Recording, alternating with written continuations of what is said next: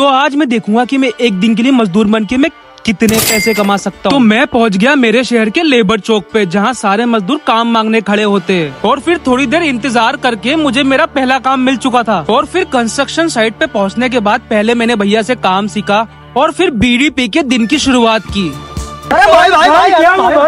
और फिर हमें दीवार बनाने के लिए सारी रेती इकट्ठी करनी पड़ी। और सच में ये रेती की गाड़ी इतनी भारी थी कि मुझसे तो उठ भी नहीं रही थी। और फिर सीमेंट और रेती का घोल बना के हमने एक के बाद एक तसला आंटी को भर भर के दिया। उसके बाद हमने आंटी को सारी ईंटें उठा उठा के दी जिससे दीवार बन सके।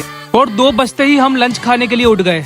और फिर हाथों से प्याज फोड़ने के बाद स्टील के डब्बे में हम लोगों ने रोटी प्याज और मिर्ची के साथ खाना पूरा किया। और फिर खाना होने के बाद सेटिंग से बात करते हुए मक्कारी भी दी।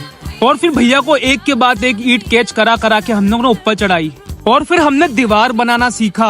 और थोड़ी ही देर बाद हम लोगों का टाइम हो चुका था, यानी कि 5 बज चुकी थी। और फिर हम लोगों ने हाथ पैर धो के अपना काम खत्म किया। और इतनी मेहनत करने के बाद ठेकेदार ने हमें सिर्फ दिए 400 रुपए। और फिर उससे इतनी बहस करने के बाद मैंने बोला अब मैं काम पे कभी नहीं आऊंगा। और फिर गुस्सा और थकान मिटाने के लिए मैं पहुंच गया था पौवा पीने।